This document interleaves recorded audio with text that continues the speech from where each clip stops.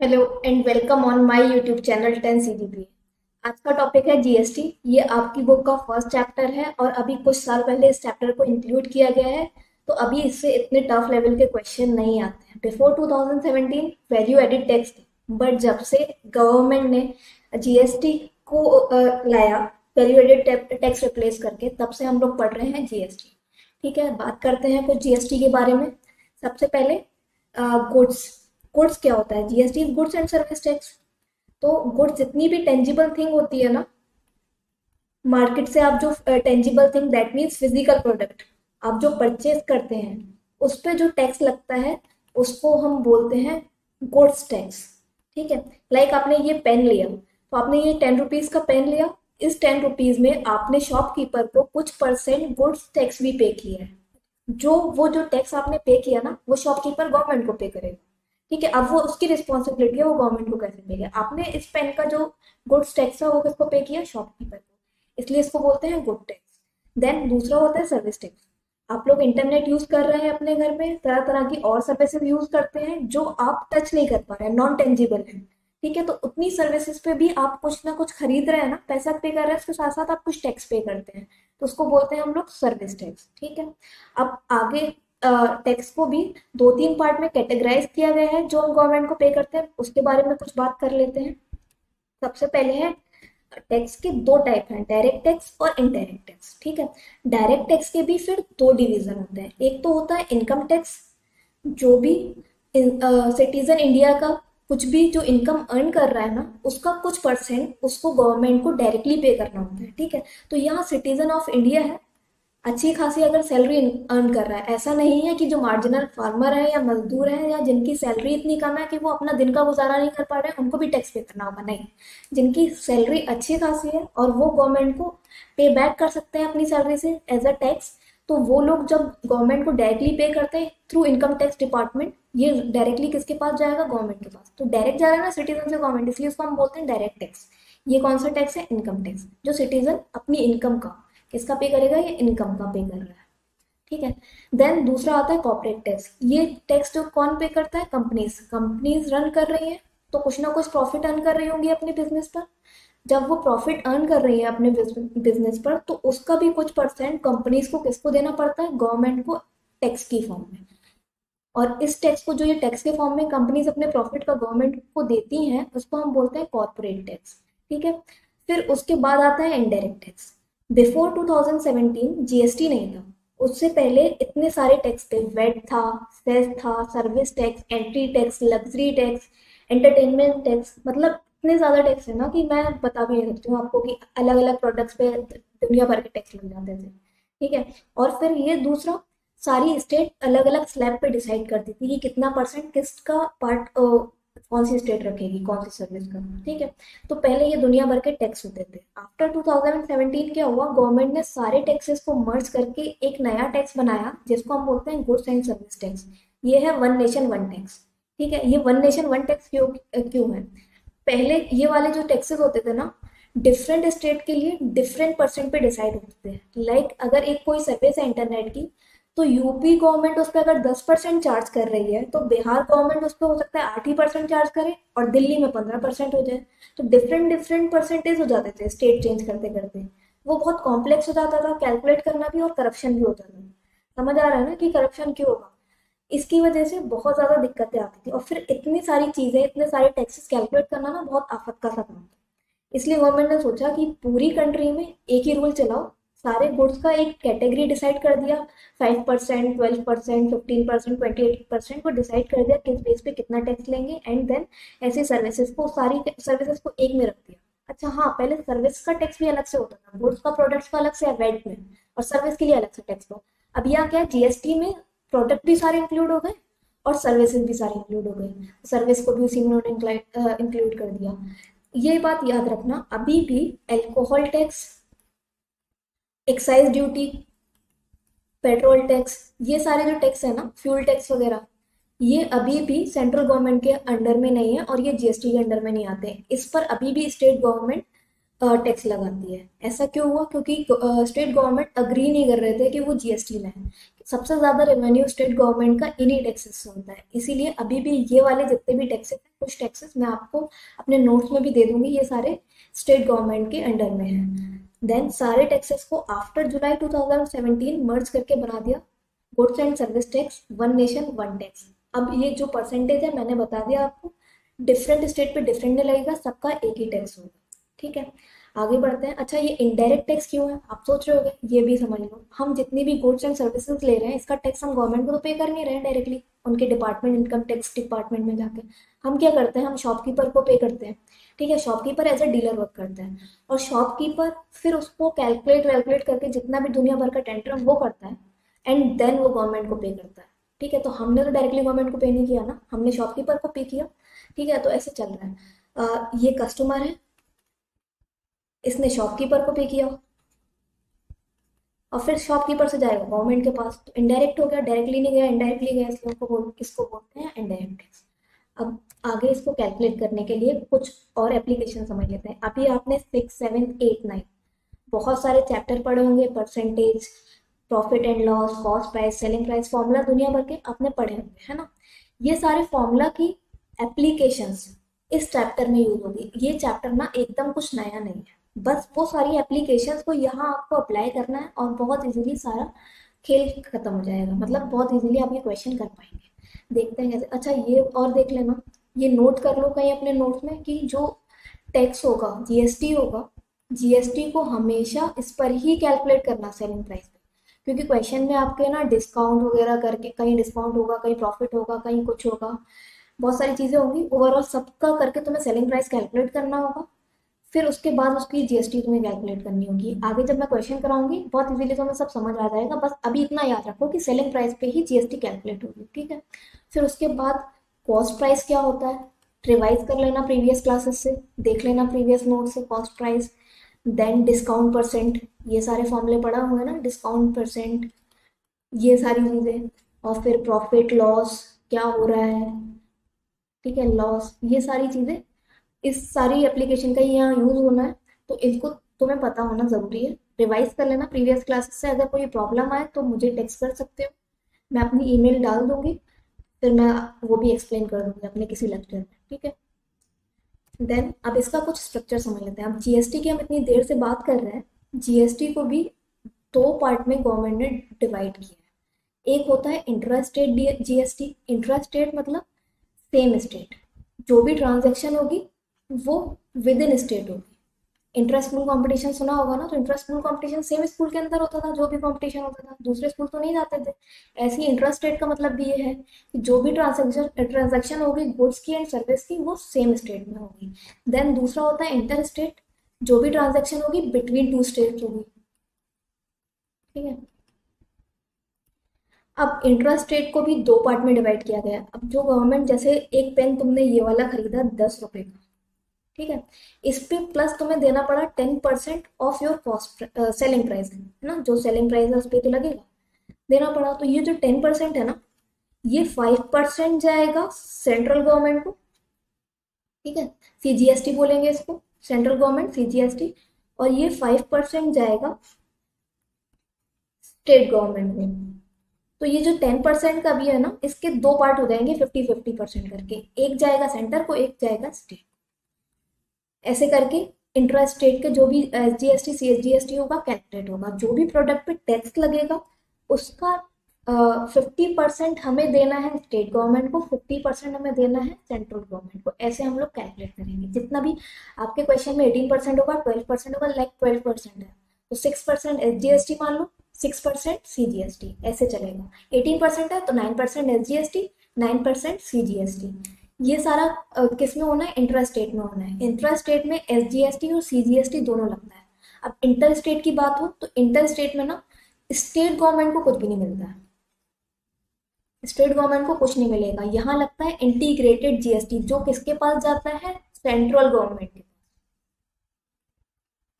यहाँ state government को कुछ नहीं मिलता है। अब स्टेट गवर्नमेंट को ऐसा नहीं है नहीं मिल रहा, ऐसा कुछ नहीं है। ये जो सेंट्रल गवर्नमेंट के पास पे जा रहा है ना, अब ये स्टेट गवर्नमेंट को कैसे भी फॉर्मेट में दे, ये हमारा टेंशन नहीं है। जब बिटवीन टू स्टेट्स कॉम्पिटिशन मतलब ट्रांजेक्शन हो रहा है, कॉम्पिटिशन तो नहीं बोलेंगे, तो उसमें क्या होगा, सेंट्रल गवर्नमेंट को ही हमें टैक्स पे करना होगा। सेंट्रल गवर्नमेंट फिर बाद में स्टेट गवर्नमेंट को किसी भी फॉर्म में पे करेगी, वो अब सेंट्रल गवर्नमेंट का हेडेक हो जाएगा। देन ये इतना समझ आ गया ना, इंटरस्टेट के दो पार्ट, SGST CGST। 50% टैक्स इसके पास जाएगा और 50% इसके पास जाएगा। ओके, अब आगे चलते हैं। इसका एक स्ट्रक्चर और है, मैंने आपके लिए स्पेशली बहुत इजी फॉर्मेट में बनाया हुआ है, इसको देख। ठीक है, इंट्रास्टेट जीएसटी की पहले हम बात करते हैं। देखो, इंट्रास्टेट जीएसटी में ना तीन मेन कैरेक्टर होंगे जो आपके क्वेश्चन में रोल प्ले करेंगे, वो भी करेंगे। एक तो होगा मैन्युफैक्चरर होलसेलर, जो क्या होगा, कोई भी सर्विस या प्रोडक्ट को मैन्युफैक्चर कर रहा है या प्रोवाइड कर रहा है डीलर को। एंड देन डीलर डीलर उस पे उस सर्विस को या उस प्रोडक्ट को यूज नहीं कर रही है या कंज्यूम नहीं कर रही है, उस पर कुछ प्रॉफिट लगा के उसको रीसेल कर देगी कंज्यूमर। समझ आ रहा है? चल क्या रहा है, मैन्युफैक्चरर ने डीलर को कुछ सेल किया, फिर डीलर ने कुछ प्रॉफिट लगाकर अपना कंज्यूमर को सेल कर दिया। अब ये जो कंज्यूमर है ना, ये एंड वो है एंड कस्टमर, इसके आगे कोई सेलिंग नहीं होगी, ये कंज्यूम कर लेगा जो भी सर्विस है या प्रोडक्ट है। ठीक है, तो इस तरह से इसका प्रोसेस चलता है। अब अगर कंज्यूमर डीलर से कुछ सर्विस या कुछ प्रोडक्ट परचेज कर रहा है तो उसको कुछ अमाउंट पे करेगा। लेट इसने 20% इसको 20 रुपीज़ पे किया किसी गुड्स का, 20 रुपीज़ पे करेगा अपने गुड्स का। प्लस अगर जीएसटी 10% है, जीएसटी 10%, तो ये प्लस 10% 20 का कितना होगा, 2 रुपीज़ और पे करेगा। अब ये 2 रुपीज़ भी ना, 2 रुपीज़ दो में डिवाइड होंगे 50% के फॉर्म में। 1 रुपीज़ किसके पास चला जाएगा, सेंट्रल गवर्नमेंट के पास, सीजीएसटी की फॉर्म में। 1 रुपीज़ किसका होगा, एसजीएसटी की फॉर्म में, है ना, एसजीएसटी। ऐसे करके डिसाइड होगा। फिर इसीलिए जो कंज्यूमर अब जो डीलर को पे कर रहा है ना, तो डीलर ने कंज्यूमर से टैक्स रिसीव किया, डीलर ने कंज्यूमर से टैक्स रिसीव किया, प्राइस तो रिसीव किया जो भी था उसका प्रोडक्ट का, साथ में क्या रिसीव किया, टैक्स। तो जो डीलर कंज्यूमर से टैक्स रिसीव करता है उसको बोलते हैं आउटपुट जीएसटी। और ये सीजीएसटी भी है, एसजीएसटी भी है, क्योंकि दो में डिवाइड हुआ है इसलिए हम उसको बोलेंगे output CGST, SG output SGST. क्या हो रहा है, जो बीच वाला है वो एंड कस्टमर से जो रिसीव करेगा उसको हम बोलेंगे आउटपुट। उसके पास आ रहा है ना, तो उसके लिए, ये डीलर के लिए क्या हो जाएगा, आउटपुट, क्योंकि ये डीलर के पास आ रहा है। अब यहाँ देखो, डीलर ने जब मैन्युफैक्चरर से खरीदा था ना, तो इसने सपोज यहाँ से इससे कितने रुपीज में खरीदा, ये जो प्रोडक्ट खरीदा इसने 18 रुपीज इसको दिया, 18 रुपीज पे भी इसने 10% टैक्स दिया होगा, तो प्लस 10% 18 का कितना हो जाएगा, 1.8 इसने भी पे किया होगा इसको। ठीक है, तो ये जो इसने टैक्स पे किया ना इसको, ये इसका क्या हो जाएगा, इनपुट सीजीएसटी, इनपुट एसजीएसटी। ये 1.8 को भी दो पार्ट में डिवाइड करना है, 0.9 0.9, ये होगा सेंट्रल का सीजीएसटी और ये स्टेट का एसजीएसटी। ठीक है, तो डीलर ने जो मैन्युफैक्चरर को दिया वो इनपुट और जो कंज्यूमर ने डीलर को दिया वो आउटपुट। ये दो टर्म बहुत अच्छे से याद कर लो, कैसे भी करके इसको समझ लो। जो डीलर रिसीव करेगा वो उसके पास आ रहा है तो वो उसका आउटपुट हुआ, इसलिए उसको आउटपुट जीएसटी बोलते हैं। जो डीलर ने दे दिया तो उसका गया ना, तो इनपुट दिया तो इसलिए उसको बोलते हैं इनपुट जीएसटी। फिर अब इतना हो गया। अब क्वेश्चन में ये और आता है कि डीलर ने गवर्नमेंट को कितना टैक्स पे किया, डीलर ने सेंट्रल गवर्नमेंट को कितना टैक्स पे किया, डीलर ने स्टेट गवर्नमेंट को कितना टैक्स पे किया। तो देखते हैं। देखो, डीलर को अभी है ना, ये याद रखना, कंज्यूमर कस्टमर हमने तो कभी गवर्नमेंट को टैक्स पे करना नहीं है, हम तो शॉपकीपर को करेंगे, इसको शॉपकीपर भी बोल सकते हैं ना। अब शॉपकीपर की रिस्पॉन्सिबिलिटी है कि वो गवर्नमेंट को टैक्स पे करे, तो वो कैसे करेगा, इसने जितना आउटपुट जीएसटी लिया है उससे जितना इनपुट जीएसटी मैन्युफैक्चरर को दे दिया उतना सब्ट्रैक्ट कर देगा, जो पार्ट बचेगा उस उतना वो पे कर देगा सेंट्रल गवर्नमेंट को। लाइक यहाँ से इसने देखो 2 रुपीज 1 रुपीज लिया था, सीजीएसटी के लिए हम बात करें तो सीजीएसटी के लिए इसने आउटपुट इसकी कितनी हुई, आउटपुट जीएसटी लिख दो 1 रुपीज, और इनपुट कितना हो रहा था इसको 0.9, तो इसके पास कितना बचा रह गया टैक्स, देखो 0.9 इसे देना पड़ा, 1 रुपीज उसने रिसीव कर लिया, दैट मीन्स कुछ तो एक्स्ट्रा आ रहा है ना। तो जो ये एक्स्ट्रा आ रहा है तो ये अपने पास नहीं रख सकता है, ये टैक्स का पैसा है तो ये गवर्नमेंट का पैसा है, तो इसको ये सब्ट्रैक्ट करके गवर्नमेंट को देना पड़ेगा। तो आउटपुट जो है माइनस इनपुट कर दो, तो बचा हुआ जो शॉपकीपर के पास बचा रह गया वो आ जाएगा 1 माइनस 0.9 करोगे तो 0.1 ऐसे करके। आगे क्वेश्चन में बहुत अलग अलग तरह की वैल्यूज आएगी, या मैंने एग्जाम्पल लिया था इसलिए छोटी वैल्यू होगी, ठीक है। तो ये जो पेमेंट होगा ना, ये SGST या CGST का, ये शॉपकीपर को गवर्नमेंट को पे करना पड़ेगा, क्योंकि इसके पास एक्स्ट्रा टैक्स बचा रह जा रहा है और एक्स्ट्रा टैक्स शॉपकीपर नहीं रख सकता है। उसको किसको पे करना होगा?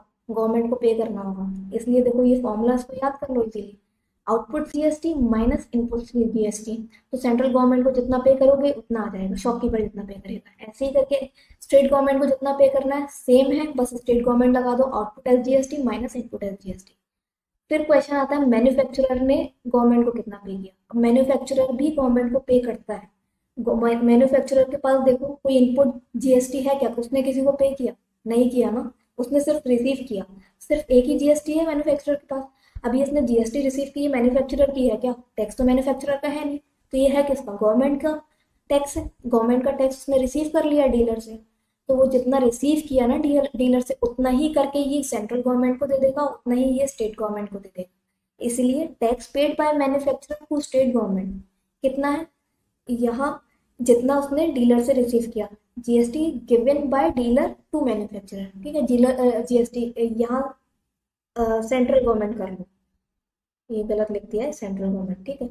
तो CGST डीलर ने जितनी मैन्युफैक्चरर को दी उतनी ही वो गवर्नमेंट को दे देगा। ऐसे ही SGST पेड बाय ये डीलर मैन्युफैक्चरर कितनी होगी, यहाँ स्टेट कर लो, ये थोड़ा सा गलत हो गया, इसको करेक्शन कर लेना। ये भी जितना उसने रिसीव किया डीलर से उतना ही आगे वो पे कर देगा, ठीक है। इतना समझ आ रहा है? ये सारे कॉन्सेप्ट मैं अपने नोट्स में डाल दूंगी, ये पूरा चार्ट, इसको अच्छे से देख लेना।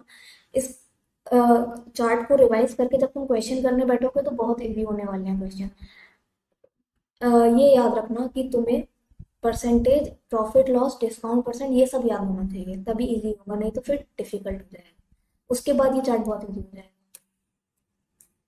फिर देखो अभी वो हम बात कर रहे थे इंटर स्टेट की, इंट्रा स्टेट की। अब इंटर स्टेट में भी देख लेते हैं। इंटर स्टेट में क्या होना है? इंटर स्टेट में SGST तो है नहीं, सिर्फ और सिर्फ CGST है, जैसे इंटीग्रेटेड GST बोलते हैं। तो ये और इजी हो गया, सीधा कंज्यूमर IGST पे करेगा, लाइक 10% है तो पूरा 10% ही डीलर को पे कर देगा। SGST CGST की फॉर्म में नहीं, सिर्फ GST की फॉर्म में से, ठीक है, IGST की फॉर्म में। तो ये 10% यहाँ गया, 10% ऑफ 20 रुपीज़ लिया था हमने, तो ये 2 रुपीज़ हुआ, है ना, ये 2 रुपीज़ हुआ। तो ये पूरा इसके पास चला जाएगा, 2 rupees as a output IGST dealer के पास आ गई, जो डीलर के पास आई आउटपुट IGST। देन डीलर ने जब खरीदा था कुछ, तो डीलर ने मैन्युफैक्चरर को कुछ दिया होगा, तो इसने किसको क्या दिया? Input GST। ये भी पूरा इनपुट IGST होगा, इसको भी डिवाइड नहीं करना है सेंटर में और स्टेट में। ये याद हो गया ना एकदम। डिफरेंट स्टेट में तो सेंटर स्टेट में डिवाइड नहीं होगा, सिंपल अगर 10% है ना, 10% पूरा ही एक ही में कैलकुलेट कर लेना है, ये याद रखना। तो ये पे करेगा। फिर इसमें हम बोल रहे हैं कि स्टेट को नहीं देना है, तो tax paid by dealer to state government nil हो जाएगा। और tax paid by dealers to central government क्या होगा? आउटपुट GST जो रिसीव किया माइनस इनपुट IGST जितना है, ठीक है। तो ये इंटर स्टेट GST वाले क्वेश्चन और इजी हो जाते हैं। पता नहीं क्यों स्टूडेंट्स को डिफिकल्ट लगते हैं, क्वेश्चन ट्राई करना, उससे ज़्यादा इजी है, क्योंकि इसमें थोड़ा सा कम काम करना पड़ रहा है, डिवाइड नहीं करना पड़ रहा है टैक्स, तो एक ही बार में हो जाएगा। ऐसे ही करके मैन्युफैक्चरर का तो एक ही काम है, जितना डीलर से वो GST रिसीव करेगा, वो IGST हो, CGST हो, SGST हो। अभी IGST रिसीव करेगा, जितना रिसीव किया पूरा उठा के उसको गवर्नमेंट को पे कर देना है। तो यहाँ यही करेगा, टोटल IGST रिसीव्ड डीलर से जितनी IGST रिसीव्ड हुई है उतनी वो किसको पे कर देगा? सेंट्रल गवर्नमेंट को। और स्टेट गवर्नमेंट को यहाँ फिर से ये स्टेट कर लेना, थोड़ा सा स्लाइड में मिस्टेक हो गया, ठीक है। ये स्टेट गवर्नमेंट को फिर से निल हो जाएगा, ठीक है। इतना आपको ये सारा कॉन्सेप्ट क्लियर हो जाएगा तो आप क्वेश्चन इजीली कर पाएंगे। नेक्स्ट लेक्चर में मैं इसके क्वेश्चंस करवाऊंगी, easy to moderate and then high level के, और मेरी DPPs, लेक्चर नोट्स, सब कुछ आपको मेरी वेबसाइट पर मिल जाएंगे। जितने भी क्वेश्चन मैक्सिमम आप प्रैक्टिस करिए डेली, अच्छा रहेगा। मेरी DPPs में 2-3 बुक के क्वेश्चन मैंने मर्ज करके बनाए हुए हैं, सारे लेवल के कॉन्सेप्ट क्लियर करने वाले क्वेश्चन, उसको ज़रूर ट्राई कर लेना, तो बहुत इजी हो जाएगा। कोई भी डाउट हो तो मेरे ईमेल पे कांटेक्ट कर लेना, मैं डिस्क्रिप्शन में अपना ईमेल आईडी डाल दूंगी, वेबसाइट की लिंक डिस्क्रिप्शन में डाल दूंगी, तो तुम वहाँ से जाके सारी DPP सिलेबस सब कुछ डाउनलोड कर सकते हो। वीडियो लेक्चर अच्छा लगा हो तो प्लीज़ मेरे चैनल को लाइक, शेयर और सब्सक्राइब ज़रूर कर देना, ताकि और स्टूडेंट्स के पास भी ये लेक्चर्स जा पाए। Thank you so much.